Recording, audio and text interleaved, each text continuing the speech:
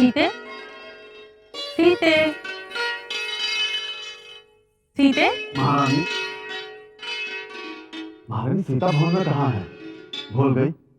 वो माँ गौरी के दर्शनों के लिए मंदिर गई हुई है। हाँ।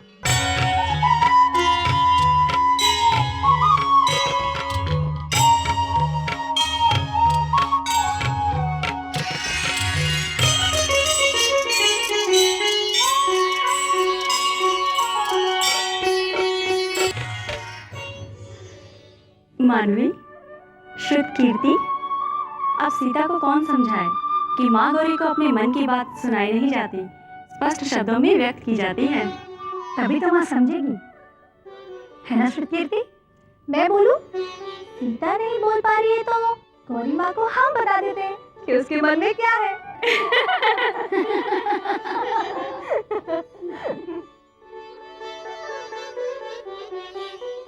हे माँ गौरी, जिस तरह आपने भगवान शिव को प्राप्त किया, उसी तरह हमारी सीता शंख, चक्र, गदा और पद्मधारी विष्णु को प्राप्त करे। आपकी कृपा और आपका आशीर्वाद सीता के साथ होगा तो उसकी इच्छा अवश्य पूरी होगी। और सीता ने मन ही मन जिसे अपना पति मान लिया है, वो सीता का पति हो जाएगा।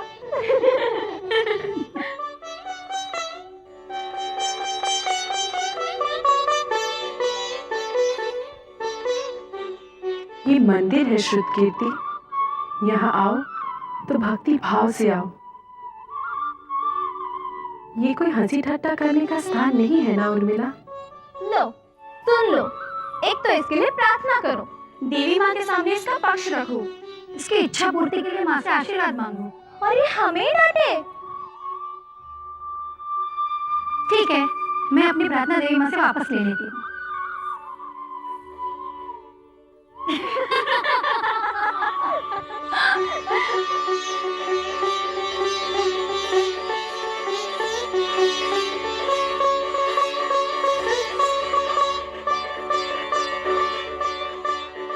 सदा सर्वदा सुखी हो पुत्री।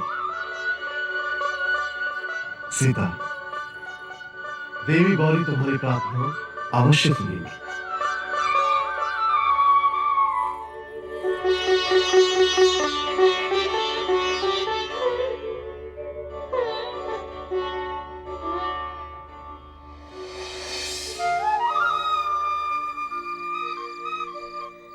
योग आत्मा द्वारा की गई परमात्मा की पूजा है। हमारे इस शरीर की परम पिता परमात्मा ने, प्रभु ने बड़ी अद्भुत रचना की है। जो कुछ भी हमें बाहर दिखाई देता है, वो सब कुछ हमारे इस शरीर में है। हमारे शरीर में 7 लोक हैं और 7 ही चक्र हैं। मैं तुम्हें दिखाता हूं।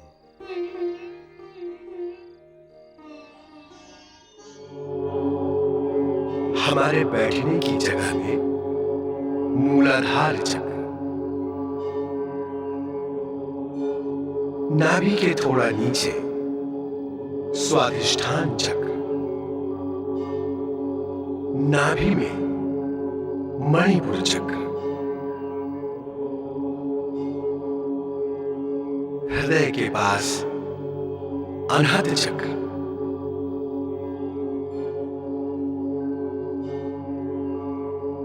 गले में विशुद्धि चक्र,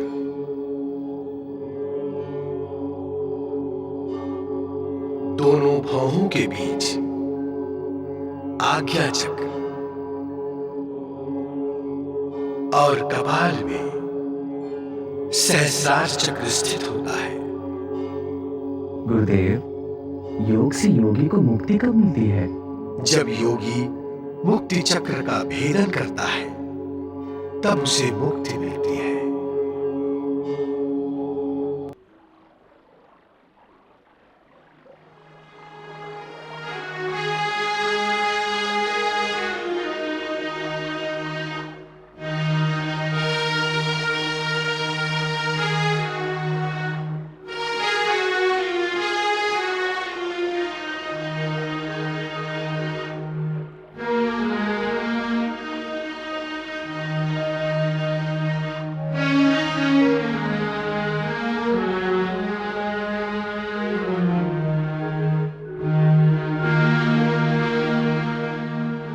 अपने बच्चों को कब देखेंगे महाराज?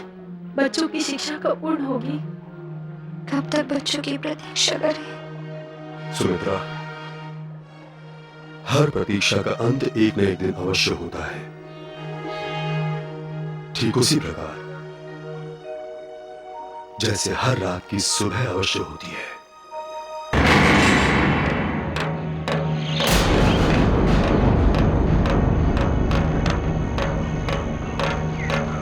महर्षि, महर्षि, नंदिनी को अचानक क्या हो गया?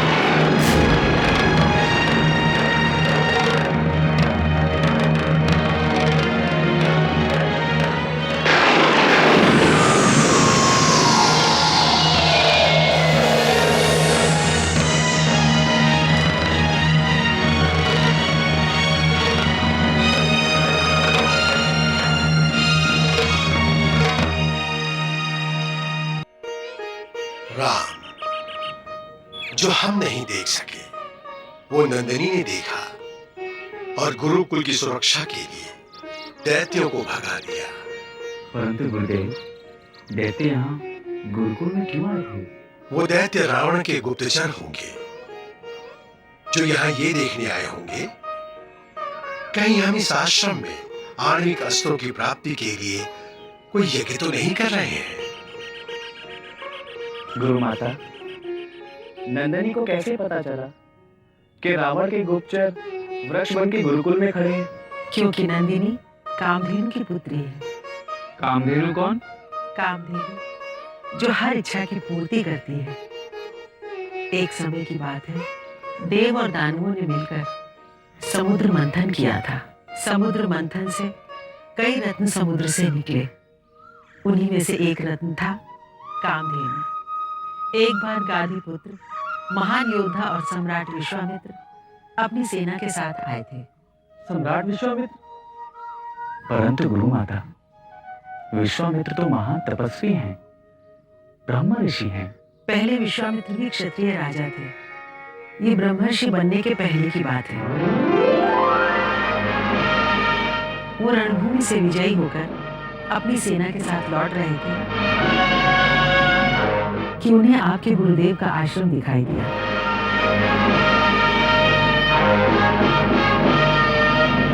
गाधी पुत्र महाराज विश्वामित्र का वशिष्ठ के आश्रम में स्वागत है। राजन, मेरा आपसे अनुग्रह है कि आप अपनी सेना के साथ मेरे इस आश्रम में विश्राम करें।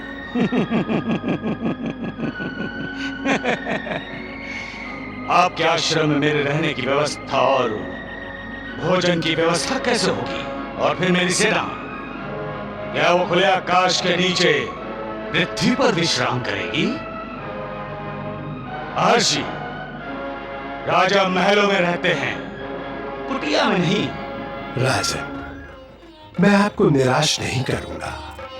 मैं आपको एक राजा की तरह ही रखूंगा। नंदिनी, ये हमारा भाग्य ही नहीं, हमारा सौभाग्य है जो महाराज विश्वामित्र हमारे आश्रम में रुककर हमें अपनी सेवा का अवसर प्रदान कर रहे हैं। इसलिए तुम्हें उनकी सेना का, रहने का, खाने पीने का यथोचित प्रबंध करना है, समझी? महाराज विश्वामित्र और उनकी सेना ने आश्रम में विश्राम किया। नंदिनी के बनाए दिव्य भोजन से वो तृप्त भी हुए, परंतु क्या गुरु माता?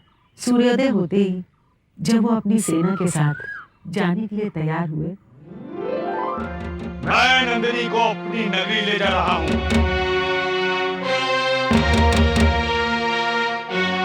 उसके लिए तुम्हें एक कोटी गाय और सोना, चांदी, हीरे, जवाहरात जो चाहे ले लो।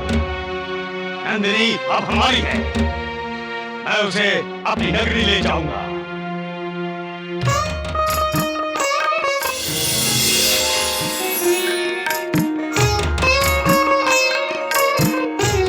हे देशश्रेष्ठ महर्षि वशिष्ठ, मुझसे कोई अपराध हुआ है जो आपने मुझे त्याग दिया और मुझे राजा विश्वामित्र को दे रहे हैं? नंदिनी, ना तो मैंने तुम्हारा त्याग किया है और ना ही तुमसे कोई अपराध हुआ है।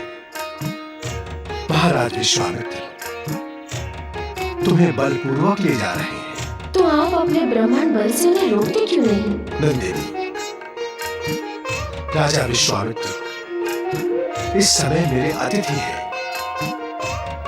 अतिथि देवो भव, इसलिए मैं विवश हूँ। मैं तो विवश नहीं हूँ ना, मैं उन्हें रोक सकती हूँ ना महर्षि?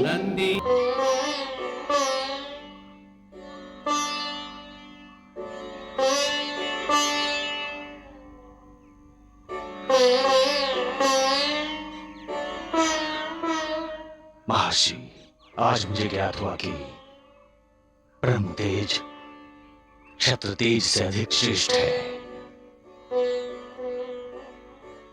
दिग्बलम क्षत्रिय बलम धर्म तेजो परम परम। धिक्कार है हमें हमारे क्षत्र तेज को। ब्रह्म तेज ही सबसे शक्तिशाली है। कल्याण हो।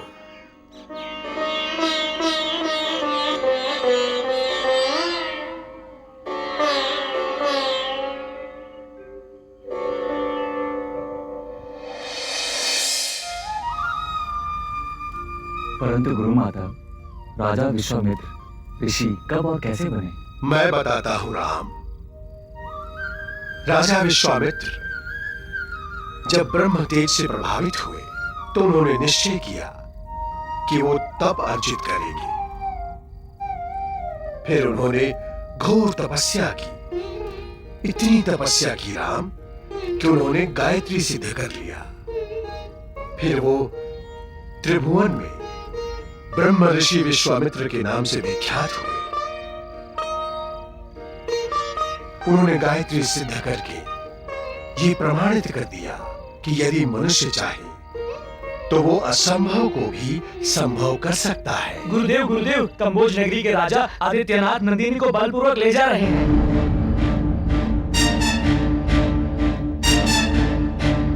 राजा आदित्यनाथ, आप नंदिनी को आश्रम से इस प्रकार बलपूर्वक नहीं ले जा सकते।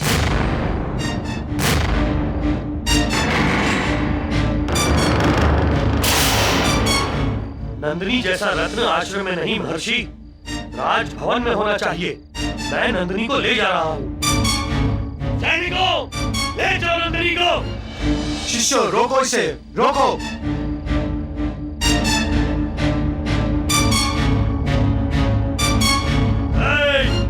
वहीं रुक जाओ, वरना अपने प्राणों से हाथ धो बैठोगे।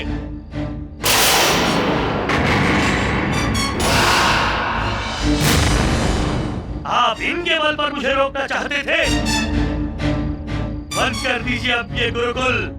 हे राजन, आप हमारे गुरुदेव का अपमान कर रहे हैं, जो हम सहन नहीं करेंगे।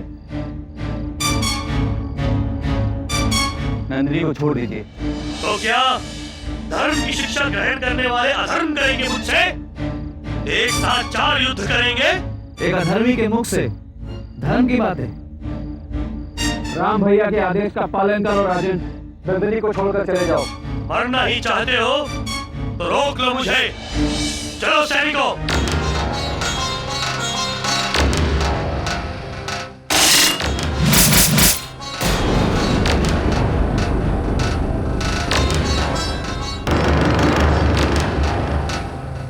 कोई कितना भी अधर्म करे, परंतु हम धर्म का साथ देंगे।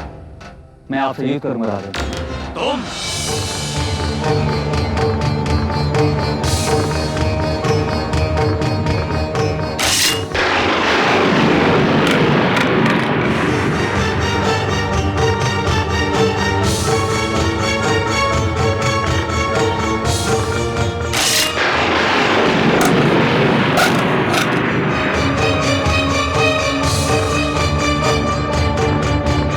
रुक जाओ राम।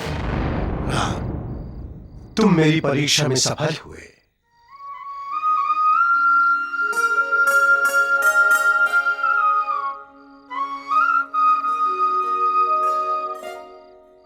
परीक्षा गुरुदेव?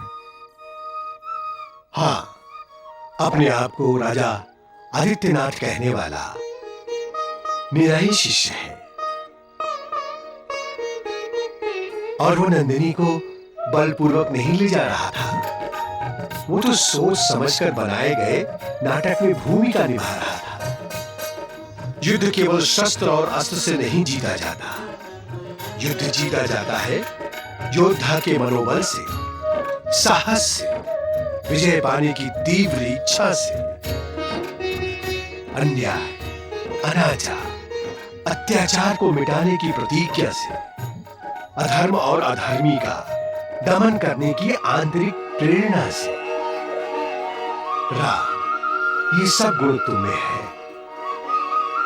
मगरमच्छ हो या नंदिनी को भगा कर ले जाने वाली घटना, तुम मेरी हर परीक्षा में सफल हुए हो।